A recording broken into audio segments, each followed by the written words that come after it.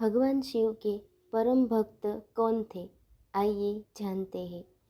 महाकाल शिव की महिमा अपरंपार है। उन्हें प्रसन्न करने के लिए किसी खास प्रयास या पूजा पाठ की जरूरत नहीं होती, बल्कि सच्ची श्रद्धा और पूरे मन से किया गया प्रयास आपको भोलेनाथ की कृपा का पात्र बना सकता है। शायद यही वजह है कि अपने भक्तों के लिए महाकाल ने काल तक को भस्म कर दिया था। ऐसी ही एक कथा मिलती है हमारे धार्मिक ग्रंथों में। आइए जानते हैं। भक्त के प्रति महाकाल की अगाध आस्था की जिस कहानी का हम जिक्र कर रहे हैं, वह स्वयं भगवान कार्तिकेय ने संतों को सुनाई थी। इसके अनुसार राजा श्वेतकेतु, जो कि भोलेनाथ के परम भक्त थे, उन्होंने काल को भी जीत लिया था। राजा श्वेतकेतु सदाचारी, सत्यवादी, धर्म के मार्ग पर चलने वाले सूरवीर और प्रजापालक थे। वह अत्यंत ही निष्ठा और प्रेम भाव से प्रजा का पालन और अगाध आस्था और श्रद्धा भाव से शिव भक्ति करते थे।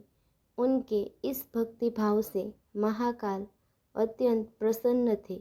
उनकी कृपा से श्वेतकेतु के राज्य के लोग दुख, दरिद्रता, अकाल मृत्यु और महामारी से अछूते थे। एक दिन जब राजा श्वेतकेतु का जीवन काल समाप्त होने को था और वह भोलेनाथ की आराधना में लीन थे, तब चित्रगुप्त ने यमराज से कहा कि राजा श्वेतकेतु की आयु अब पूरी हो चुकी है, अब उनके प्राण हरने का समय है। तब यमराज ने अपने दूतों को आज्ञा दी कि वे जाए और श्वेतकेतु के प्राण हर लाए। यमदूत राजा श्वेतकेतु के पास पहुँचे तो वह शिव मंदिर में थे। दूत बाहर ही खड़े हो गए। श्वेतकेतु गहरे ध्यान में थे। बहुत देर हो गई, न श्वेतकेतु का ध्यान टूटा, न यह दूत हिले। दूत बिना अपना काम किए खड़े रहे। जब वे वापस नहीं पहुँचे तो यमराज ने विलंब होते देखा तो कालदंड संभाला और खुद चल पड़े। दूतों के आने में देरी होने के चलते यमराज स्वयं ही राजा श्वेतकेतु के प्राण हरने पहुँचे, लेकिन वहाँ उन्होंने देखा कि वह तो महादेव की साधना में लीन है। अब तो वह सोच में पड़ गए कि इसके प्राण कैसे हरे। उन्होंने सोचा कि यह अभी पूरी तरह शिव पूजा में डूबा है। इस स्थिति में शिव पूजा का उल्लंघन नहीं किया जा सकता।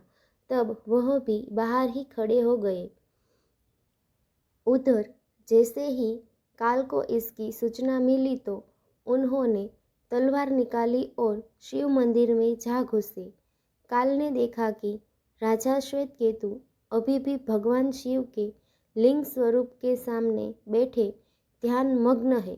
वह झपट कर आगे बढ़ा और जैसे ही उसने राजा श्वेतकेतु का सिर काटने के लिए तलवार उठाई, शिव ने अपना तीसरा नेत्र खोलकर काल की ओर देखा।